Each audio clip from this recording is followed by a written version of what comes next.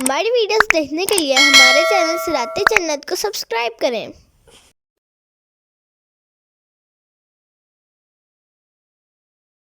يوم يجمعكم ليوم الجمع ذلك يوم التغابن ومن يؤمن بالله ويعمل صالحا يكفر عنه سيئاته ويدخله جنات تجري من تحتها الأنهار خالدين فيها أبدا ذلك الفوز العظيم۔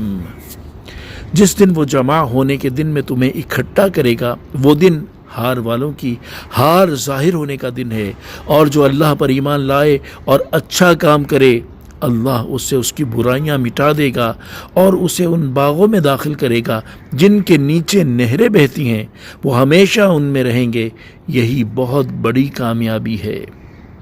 تفسیر صراط الجنان۔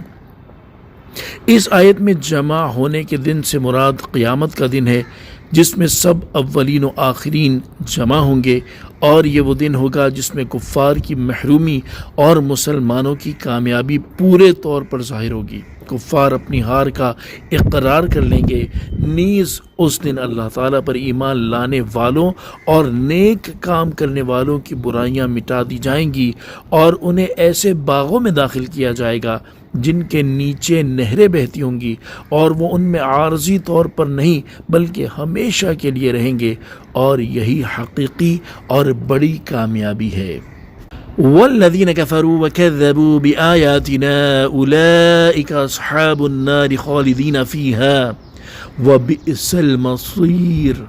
اور جنہوں نے کفر کیا اور ہماری آیتوں کو جھٹلایا، وہ لوگ آگ والے ہیں، ہمیشہ اس میں رہیں گے، اور وہ کیا ہی برا ٹھکانہ ہے۔ تفسیر صراط الجنان، یعنی وہ لوگ جنہوں نے اللہ تعالیٰ کی وحدانیت اور قدرت کا انکار کر کے کفر کیا اور ہماری آیتوں کو جھٹلایا، جو مرنے کے بعد دوبارہ زندہ کیے جانے پر دلالت کرتی ہیں، وہ آگ والے ہیں، ہمیشہ اس میں رہیں گے، اور یہ ان کا کیا ہی برا انجام ہے۔ اس آیت سے معلوم ہوا کہ دوزخ میں ہمیشہ رہنا اور سخت عذاب ہونا صرف کفار کے لیے ہے۔ گناہ گار مومن خواہ کیسا ہی گناہ گار ہو، انشاءاللہ دوزخ میں ہمیشہ نہ رہے گا، اور اللہ تعالیٰ اسے رسوا نہ کرے گا۔ ما اصاب من مصیبت الا باذن اللہ ومن یؤمن باللہ یہدی قلبہ واللہ بکل شیء علیم۔ ہر مصیبت اللہ کے حکم سے ہی پہنچتی ہے، اور جو اللہ پر ایمان لائے، اللہ اس کے دل کو ہدایت دے دے گا، اور اللہ ہر چیز کو خوب جانتا ہے۔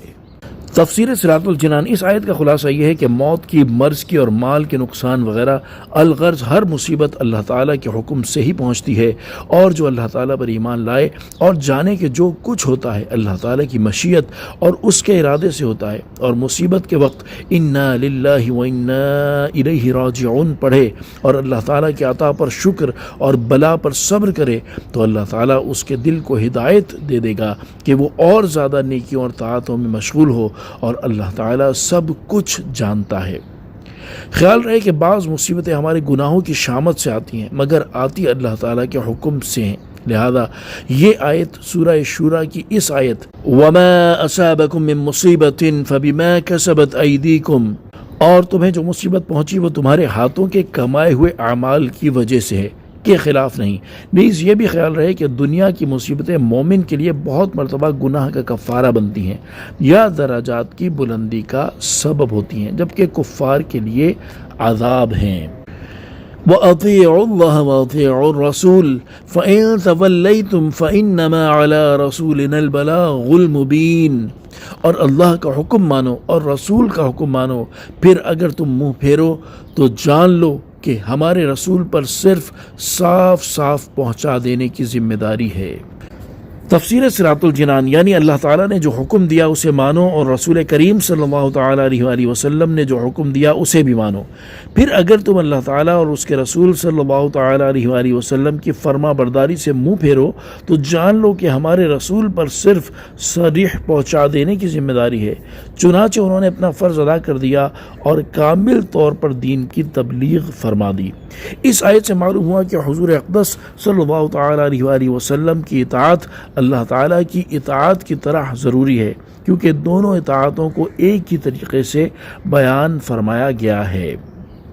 اللہ لا الہ الا ہو وعلی اللہ فلیتوکل المؤمنون، اللہ وہ ہے جس کے سوا کوئی معبود نہیں اور ایمان والوں کو تو اللہ ہی پر بھروسہ کرنا چاہیے۔ تفسیر صراط الجنان۔ یاد رہے کہ اللہ تعالیٰ پر توکل کی حقیقت یہ ہے کہ اسباب کو اختیار کیا جائے مگر اعتماد اور بھروسہ صرف رب تعالیٰ پر کیا جائے۔ لہذا بیماری میں علاج کرنا، مصیبت میں ظاہری حکام یا باطنی حکام جیسے اللہ تعالیٰ کے اولیاء کی بارگاہ میں حاضر ہونا توکل کے خلاف نہیں۔